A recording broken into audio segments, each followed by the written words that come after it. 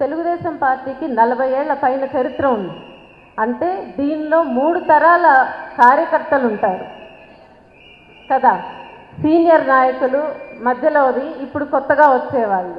So ఈ ముగ్గురు ముందు సమన్వయపడాలి. అంటే నేను వెళ్ళి చూస్తున్నప్పుడు కొన్ని చోట్ల నాకు ఎదురు పడుతుంది, అమ్మ మేము సీనియర్ నాయకులం, మీరు వస్తున్నట్టు మాకు తెలియదు, మాకెవరు చెప్పలేదు, ఇలాంటి చిన్న చిన్నవి.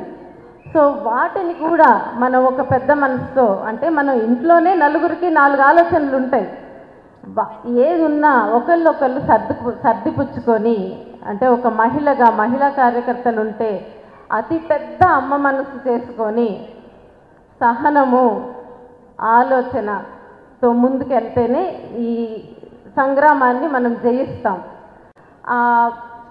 పెద్దవాళ్ళు కూడా చిన్నవాళ్ళు కూడా ఒకటి అర్థం చేసుకోవాల్సింది ఏంటంటే, మనము ఎవరము పిలిచినా పిలవకపోయినా అందరి ఎయిమ్ ఒకటే, మన తెలుగుదేశం పార్టీ గెలవడం, ప్రభుత్వం మారటం, అదే ఎయిమ్. ఒక్కొక్కళ్ళది ఒక విధానం ఉండొచ్చు, పాత తరం వాళ్ళకి ఒక ఆలోచనలు ఉండొచ్చు, కొత్త వాళ్ళకి ఒక ఆలోచన ఉండొచ్చు, కానీ మనందరి ధ్యేయం అయితే ఒకటే. సో అదొక్కటే మీరు గుర్తుంచుకోండి. వీళ్ళు పిలవాలి, వీళ్ళు పిలవకూడదు, ఒకళ్ళు ఎక్కువ ఒకళ్ళు తక్కువ అనేది లేదు. నేను మీలాగా ఒక కార్యకర్తని, మీరు నాలాగే ఒక బాధ్యతాయుతమైన వ్యక్తిగా, అంతే. ఇక్కడ ఎవరు ఎక్కువ తక్కువ లేదు. దీనితో పాటు మనం జనసేన, బీజేపీ మనకెంతో కష్టకాలంలో అండగా నిలిచిన వాళ్ళు, వీళ్ళందరినీ కలుపుకుంటూ ముందుకెళ్ళాలి. ఇవి చెప్పటానికి నాయకులుగా ఇక్కడి నుంచి చాలా తేలిగ్గా ఉంటుంది. గ్రౌండ్ లెవెల్లో వర్క్ చేస్తున్న మీకు ఎన్నో లోకల్ ఇష్యూస్ ఉంటాయి, అయినా కూడా దయచేసి ఈ విషయాన్ని చాలా సీరియస్గా తీసుకొని, ఇది ఒకరి పర్సనల్ ఇష్యూ కాదు అని తెలుసుకొని కేవలం ఇది గెలిచే విధంగా మీ ప్రయాణం ఉండాలని విన్నపం చేసుకుంటున్నాను.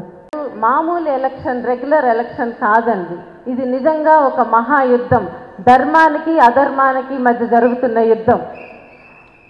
ఈ ఎలక్షన్ ఒక వ్యక్తికో, ఒక నాయకుడికో, ఒక పార్టీకో సంబంధించింది కాదు, మన ఆంధ్ర రాష్ట్ర అస్తిత్వానికి సంబంధించింది, మన పిల్లల భవిష్యత్తుకు సంబంధించింది.